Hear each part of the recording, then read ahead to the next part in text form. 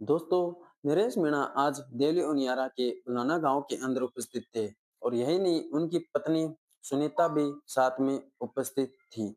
दोस्तों, अंत उपचुनाव के अंदर देवली उनियारा के उलाना गांव के अंदर नामांकन भरते समय कुछ संकल्प लिए थे और संकल्प लेते समय उन्होंने चप्पल और जूते त्याग दिए थे। यही नहीं उनकी पत्नी सुनीता ने भी चप्पल और जूते दोनों त्याग दिए थे। आज इसी कार्यक्रम के अंदर नरेश मीणा और उनकी पत्नी को सुनीता को बुलाया गया और बुलाने के बाद कहा गया कि आप चप्पल और जूते पहन लीजिए। लेकिन नहीं दोस्तों, नरेश मीणा कहाँ मानने वाले थे। नरेश मीणा ने कहा जब तक मेरा संकल्प पूरा नहीं होगा तब तक मैं चप्पल और जूते नहीं पहनूंगा। यही नहीं उनकी पत्नी पत्नी को तो महिलाओं ने मना लिया लेकिन नरेश मीणा नहीं माने।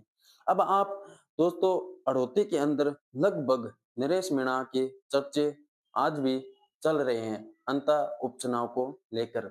दोस्तों, अगर अंत उपचुनाव के अंदर मोहरपाल सुमन नहीं होते तो आज निर्दलीय प्रत्याशी अंत उपचुनाव के अंदर जीत होती तो वो होती नरेश मीणा।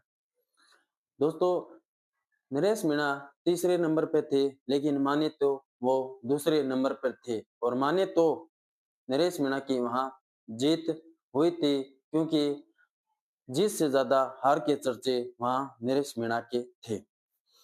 यही नहीं दोस्तों, जिस तरीके से कांग्रेस पार्टी ने नरेश मीणा को टिकट नहीं दी, वो निर्दलीय प्रत्याशी लड़े।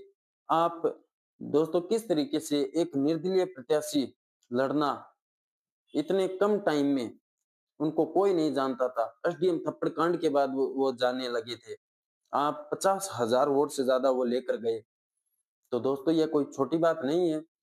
माने तो अब लगातार अशोक चांदना ने भी इन पर कई बार पलटवार भी किया है और नरेश मीणा ने इधर भी पलटवार किया है क्योंकि अशोक चांदना ने नरेश मीणा हार की वजह है। क्योंकि दोस्तों, नरेश मीणा का हारना ही अशोक चांदना ही है और यही नहीं मोहरपाल सुमन का हारना उनके ही बीजेपी के कुछ दिग्गज नेता उनके पीछे पड़े थे और कांग्रेस को जिता दिया।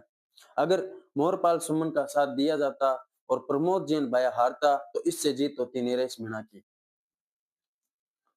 अब नरेश मीणा ने कुछ संकल्प लिए हैं, हम इस पर बाद में चर्चा करेंगे कभी। लेकिन नरेश मीणा आपने उकराना में चप्पल जूते छोड़े थे, हम चप्पल जूते पहनाए। मैंने इनको कसम कह दिया था कि मैं तो नहीं पहनूंगा। फिर इनकी इच्छा थी कि भाई साहब आपने जिस दिन चप्पल जूते छोड़े, भाभी जी ने भी चप्पल जूते छोड़ रखे हैं, तो मैंने इनको कह दिया भाई उसको मना लेना और उसको पहना देना, मैं तो ऐसे ही रहूंगा।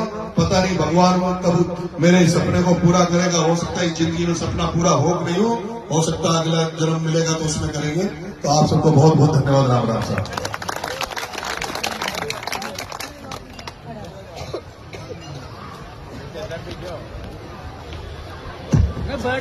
संपूर्ण बस्ती उड़ाना का निवेदन था भाभी जी से कि भाभी जी चप्पल पहने और